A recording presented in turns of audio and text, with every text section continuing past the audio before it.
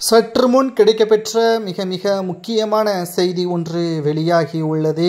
அனைத்திந்திய அண்ணா திராவிட முன்னேற்றக் கழகம் பாஜகவுடன் கூட்டணி வைத்ததை தொடர்ந்து பன்னீர்செல்வம் அவர்கள் அதிமுகவில் இணைவதற்கு தயாராக இருக்கிறேன், எந்த ஒரு கோரிக்கையும் இல்லை என்பதையும் கடந்த 3 நாட்களுக்கு முன்பாக தெரிவித்திருந்தார்.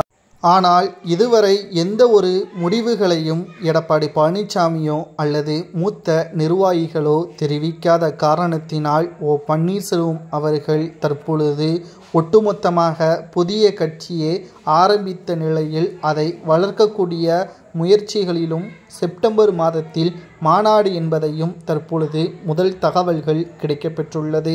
இரண்டாவதாக நாம் பார்க்கக்கூடியது தமிழக வெற்றி கழகத்துடன் தான் கூட்டணி, அதுவும் 47 தொகுதிகளை கேட்டுள்ளார். தென் மாவட்டங்கள் முழுவதும் பன்னீர்செல்வத்திற்கு ஆதரவுகள் இருப்பதால் தற்பொழுது 47 தொகுதிகளை பன்னீர்செல்வம் அவர்கள் விஜய் அவர்களிடம் தெரிவித்திருக்கிறார். கூட்டணி உறுதி செய்யப்பட வேண்டும் என்றால் 47 எப்படியும் அதிகபட்சமாக 40 தொகுதிகள் கொடுத்துவிட்டால் அதில் 35 தொகுதிகள் வரை டார்கெட் செய்து வெற்றி அடைவதற்கான இலக்குகளை பன்னீர்செல்வம் ஆதரவாளர்கள் நிச்சயமாக களத்தில் இறங்குவார்கள். இதில் எடப்பாடிக்கு என்ன பாதிப்பு என்றால் அதிமுகவின் தொண்டர்கள் முழுக்க பன்னீர்செல்வத்திற்கு ஆதரவுகளை கொடுக்க நேரிடும்.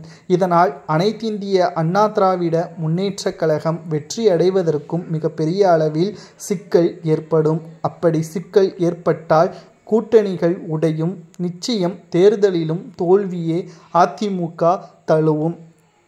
பன்னீர்செல்வம் அவர்கள் அந்த இடத்தில் கேம் சேஞ்சராகவே மாறுவார்.